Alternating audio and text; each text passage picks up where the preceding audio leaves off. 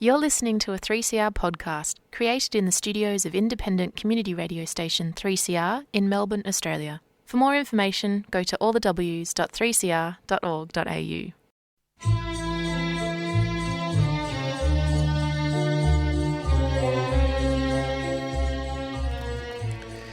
Sabah al-Khair, good morning dear listeners. You're listening to Radio 3CR on 855 AM and Palestine Remembered with Robert Martin, Nasser Mashni and Yusuf Ahmed al-Rimawi.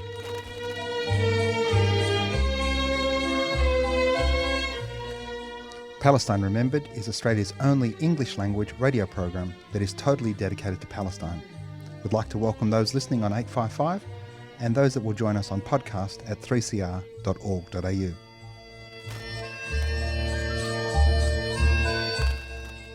Thanks for joining us. Stay with us and enjoy the episode.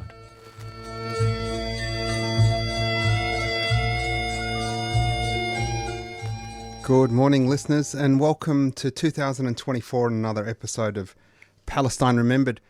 And my dear friends and listeners, I know that you will have had about the same sort of Christmas and holiday period that I had, which is not much of a holiday period. We endeavoured to rest as best we could, but with the ongoing genocide, it really, really was very hard.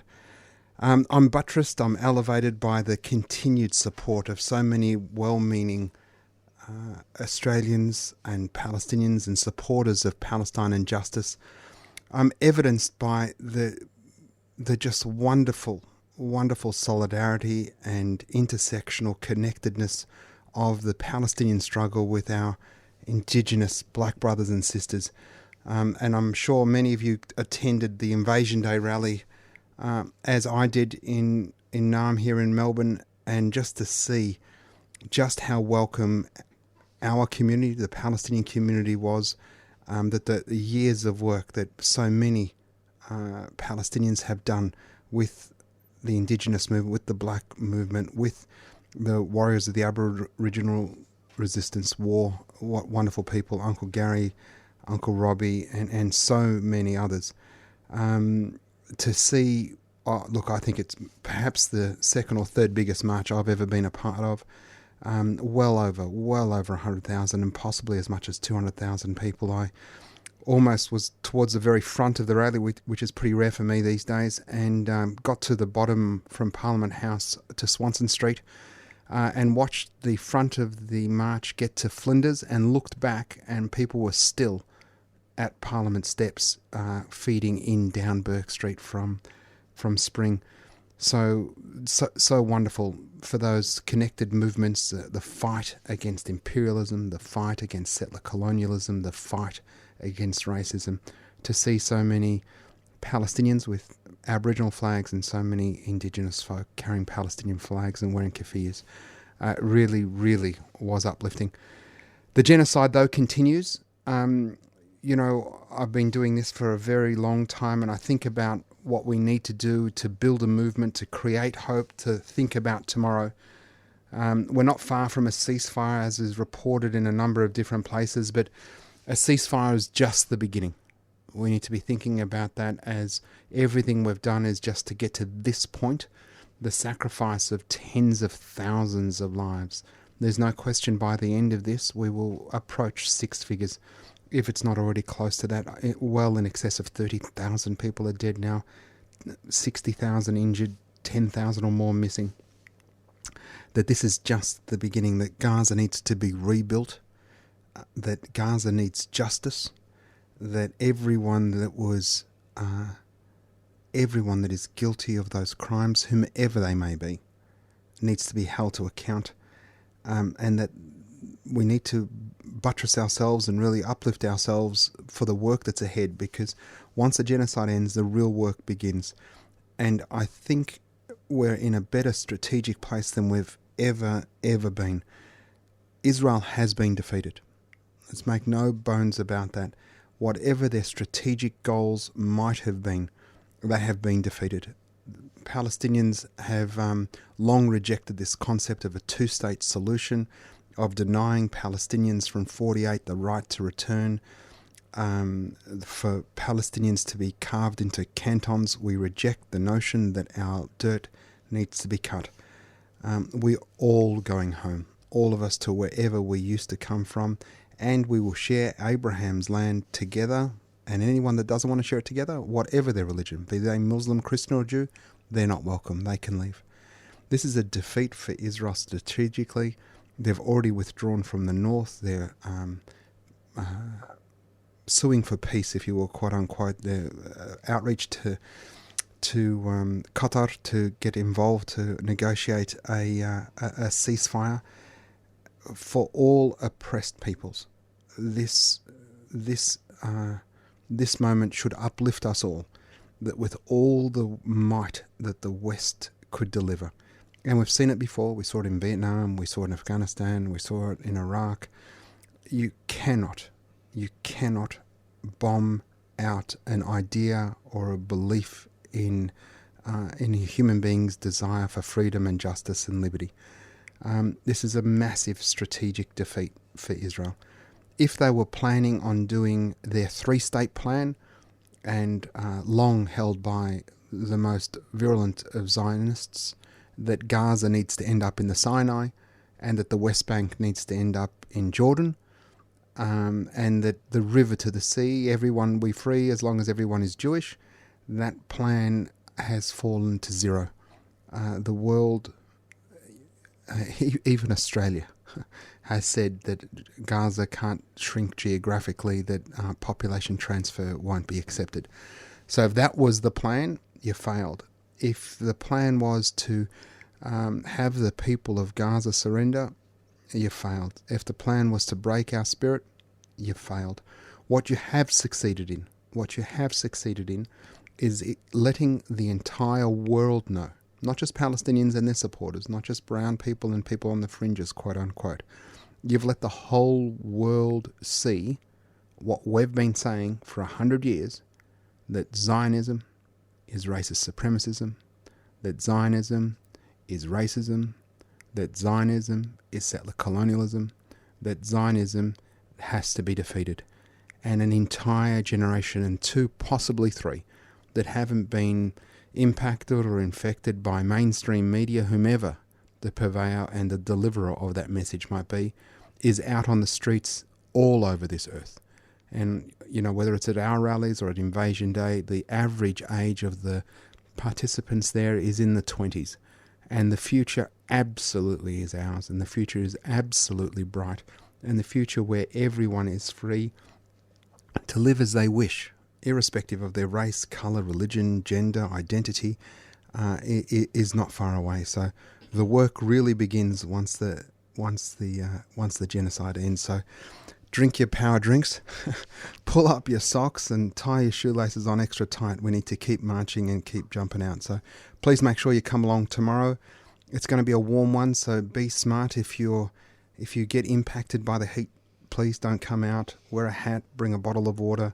We'll have water available tomorrow, but ideally we don't want to be wasting plastic. So please be smart and think about yourself. But if you are able to, bring your people along. We'd love to see you. One of the things that it continues to astound me, and perhaps it's tribalism, perhaps it is the indoctrination of Zionism from kindergarten through to grave. There was a poll done in Israel, and this poll found that was 95% support amongst the Jewish population, that there was either too little or the appropriate amount of force being used in Gaza. Too little or appropriate. So that's 95% of Jewish Israelis think that. No schools being left, no universities being left, no civil structures being left, 10,000+ children, 30,000 innocent men, women and children, that death and carnage is acceptable, appropriate or too little violence. That challenge is that we need to acknowledge that and understand that that's mainstream Israeli opinion. Mainstream Israeli opinion. That needs to be... That's not going to get fixed from the inside. It's not going to get fixed from the inside. It needs external pressure for that to be fixed. And the only way that's going to be fixed is with the sort of isolation that occurred in South Africa. And exactly like we had in South Africa, once apartheid ended there, all of the racists left. Many of them came to Australia with their thick Afrikaans accents, and they were, I was always against apartheid. Really? When did you come to Australia? 1996? Oh, really? When Nelson Mandela got out of jail? Yeah, there was an opportunity for me. I said, so there's no opportunities for you in 92, 88, 75? You didn't want to leave apartheid South Africa when there was apartheid. You wanted to leave after apartheid ended. There'll be a lot of quote-unquote post-freedom, post-liberation of Palestine anti-Zionists that were always against it. Well, the good news is we've got the internet these days, and we've got screenshots, and we've kept receipts, so we're not going to allow you to forget that you were a Zionist. Even if you say that you weren't, we're not going to let you forget. And you're going to be held accountable, as is everybody, for supporting this genocide. And as human beings, I've said this so many times, and I said it at Invasion Day in my speech there. The challenge with a colonializer is that their language is hate. Colonized people's language is love. The colonizer can't reconcile that a colonized won't actually treat them the same. They don't understand. All Indigenous folk here want is treaty, some justice, some respect, acknowledgement. Nothing else. Nobody's going to take your house. Not taking your house. Just the language is love. The connection is to the dirt that their ancestors have toiled and that their ancestors are buried in for 60 or 70,000 years. The same in Palestine. Nobody wants death and mayhem, and that's what colonialists want. And I saw this wonderful meme. If you think about 117 days now of the fury of Western imperialism that has been supplied and aided and abetted by every colonist country in the world, that has been unleashed on Gaza, the equivalent of 3 Hiroshimas on a bit of dirt that is actually about the same size as Hiroshima, to not defeat those people, all of that, you can't not be but inspired by those people. That if a conventional war, if you imagine watching a movie of the 15 or 1600s when the blue coats and the red coats marched to a field and they sort of sat at either end of the field, and the general said to the trumpeter, archers, brr, brr, and then the archers shot the archers thing, and then brr, brr, cavalry, and then brr, brr, foot soldiers, that in an equal battle in a level playing field, the Palestinians would beat the Israelis by lunchtime.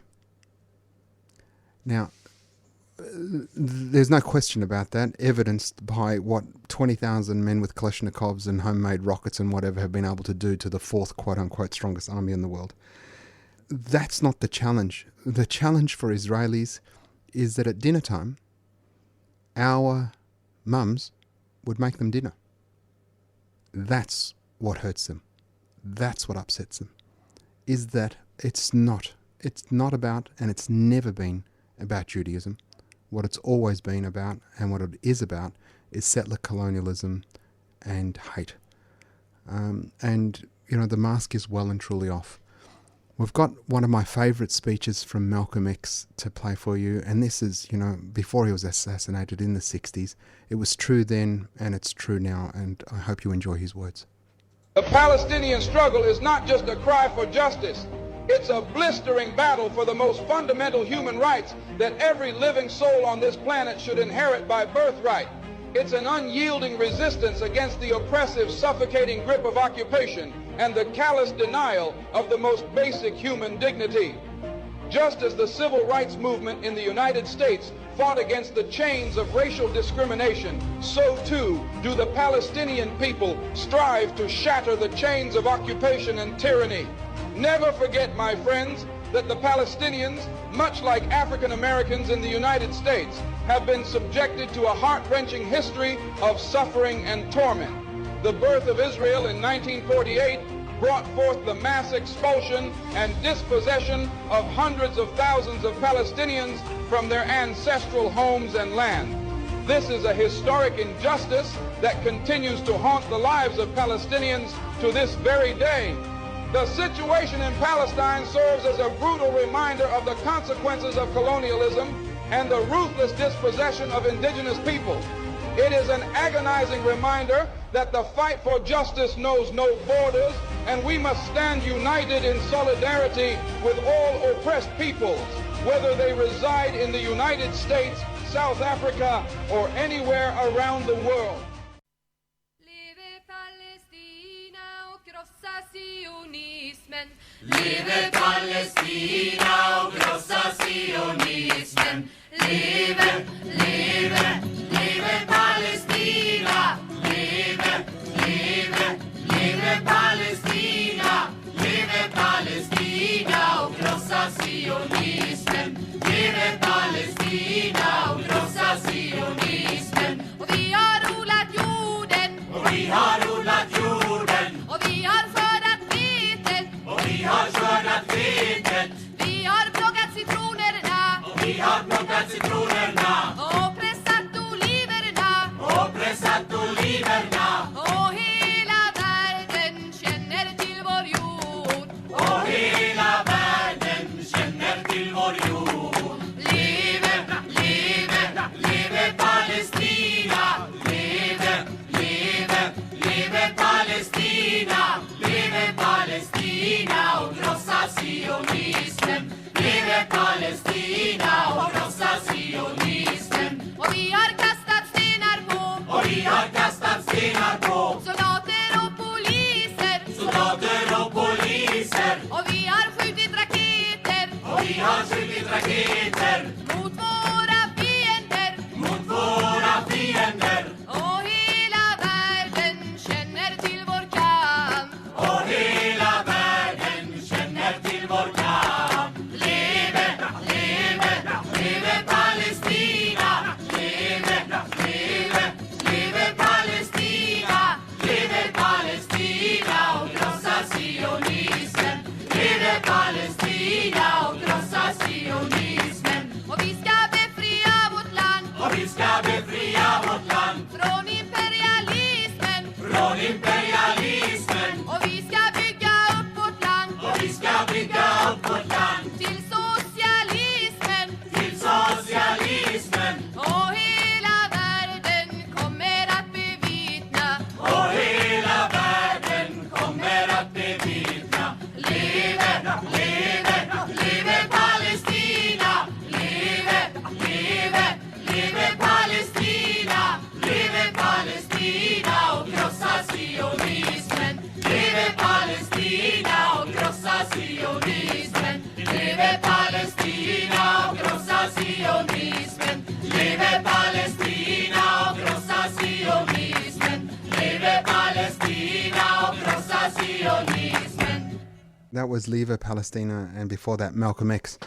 I'd really like to know what that song actually means. The tune has become, the background music to about every single video anybody posts online, and it's really gorgeous.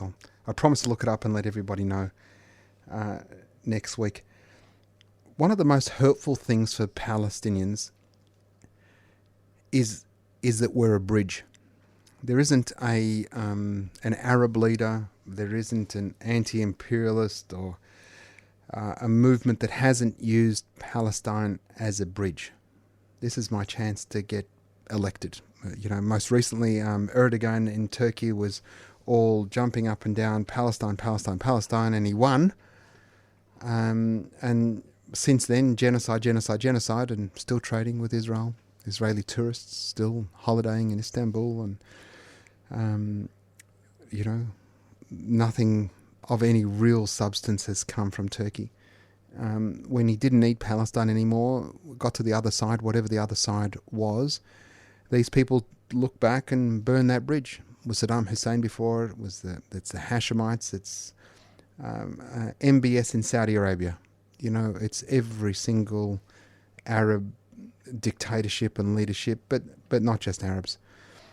And as Palestinians, we are despised so much and belittled, and we know when these hands come out to us that in fact these hands have an agenda, but we're so desperate to move forward, and sometimes that bridge we look down and it's about as stable as some tooth floss. What's that stuff called? Tooth floss, yeah. And sometimes the bridge looks like it might be a bit more stable, but invariably, once whomever needs us and used us to get to whatever they have furthered their own agenda, they just drop us. And if you think about that in the context of the Arab powers and the reactionary puppet regimes that exist, and what's happened to their brothers. And remember, before the concept of a nation state, that Palestine, the Levant, was part of Lebanon and Syria and most of Jordan, that we were all Arabs, that we all fought with the Allies to defeat the axis of evil, which was the Germans and the Ottoman Empire and the World War I, that these rulers, irrespective of what the street has been saying, the uplifting in Palestinian solidarity, and whether it's from Egypt to Jordan and all over the Arab world, that the governments, that the armies and the rulers of those people, no matter how bad the atrocities are, no matter how bad the atrocities, they've done nothing to lift. I mean, United Arab Emirates and Saudi haven't even done anything. There's allegedly the Saudis are helping with road transport because of the Yemeni blockade to deliver goods to Israel. And if that was true, that is beyond sickening. The UAE and Saudi were too busy destroying Yemen with UK and US support and Australian support, too busy destroying Yemen and now buying sporting events, to whitewash their crimes. Saudi Arabia to legitimize themselves. Jordan doesn't care. Egypt is complicit in the siege on Gaza. Is the Egyptian pound has suffered a significant devaluation because of the loss of traffic through the Suez, because of the heroic Yemeni actions. It's been complicit in the siege on Gaza. The only thing that they've done, and we thank them, is that they have not accepted the three-state plan, which was to drive Gaza into the Sinai. But I mean, that's a low bar. That's a low bar to say, no, we won't let you push 2 million people into the Sinai. Hezbollah and the Houthis, though ideologically nowhere near the same page, alone have, sort of stepped up in some sort of, I don't know what you want to call it, a low-level war for 4 months. The odd bomb here or there and maybe a drone. Although the Yemenis make excellent videos when they grab the boats. They do make some excellent videos. But Hezbollah risking a full-scale war for Lebanon, which I have no doubt that Hezbollah would win. I mean, Lebanon would face next-level sections of destruction for a tiny, poor country that has been, just absolutely hurt beyond imagining. But the blockade has caused more outrage in our quote-unquote civilized world. The stopping of shipping has, provoked our Prime Minister, Anthony Albanese, the Albanese we don't need, we need Francesca, that's caused, he condemned Yemen, and committed, I don't know, one guy to watch a radar or something to the exercise to keep the Red Sea open. But that's caused more outrage than the murdering and death of tens of thousands of peoples. The Yemenis have still yet to kill anyone. The Yemenis come out in their millions. There was a march with 5 million Yemenis saying, we don't care, do what you need to do. And that after years of destruction, the Houthis still stand. Still stand for justice and standing for the Palestinians. Yet despite all of that, nothing from the Arab governments. Jordan belatedly and reluctantly joined the ICJ at the last minute. that it wasn't an Islamic country, it wasn't an Arabic country that took Israel to the International Court of Justice. It was the heroic South Africans. And aside from Qatar, that quote unquote has been a supporter of Hamas, which is, if you reel back, not 115 days, but something like 180 days, there's video of Netanyahu saying the PA is an obstacle, Hamas is fantastic, and facilitating the cash transfer of US dollars from Qatar through Tel Aviv on trucks or cars, buses, whatever, into Hamas. That Qatar has been that support of Hamas and is involved in negotiations, because apparently, quote unquote, Israel and Hamas don't negotiate. But they've only ever helped Hamas when Israel and the US has wanted them to or needed them to. That this is the burden of the Palestinian, knowing that we are just a bridge that people use to further their own ends. That we've for so long depended on that, but now the movement is global. The movement is global, and you can't put this milk back in the carton. Zionism's been exposed, Western imperialism has been exposed, Western hypocrisy has been exposed. The EU just met a couple of days ago and approved $50 billion of funding for the Ukraine. $50 billion, at the same time that they're defunding UNRWA. We'll talk more about UNRWA and ICJ in the coming weeks, but let's be very clear. An attack on UNRWA is an attack on Palestinians. It is not about the aid. It is not about the UNRWA schools. It's not about UNRWA's, 12 people. It's now apparently only 6 or 4 people that Israel accuses of being part of October 7. It's not about that.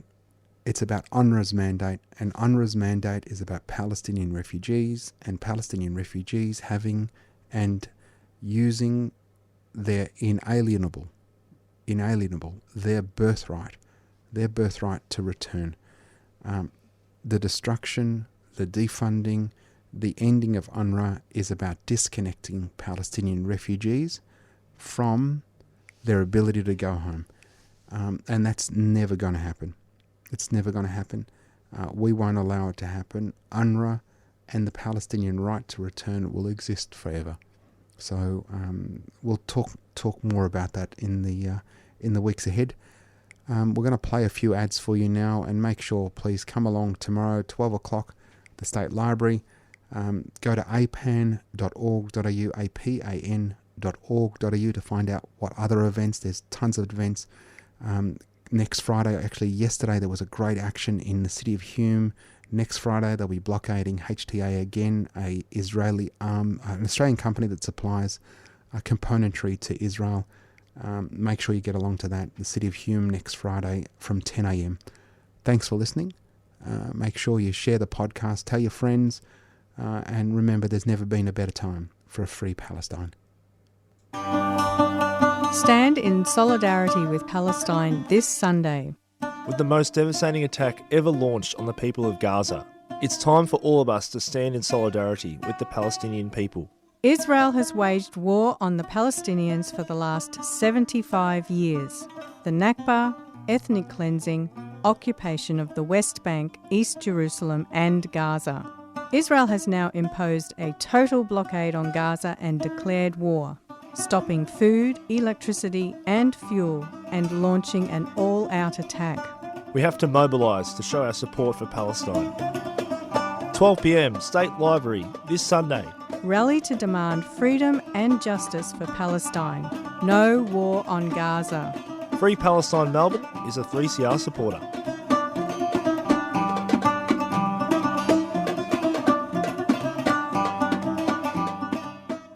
You've been listening to a 3CR podcast produced in the studios of independent community radio station 3CR in Melbourne, Australia. For more information, go to allthews.3cr.org.au.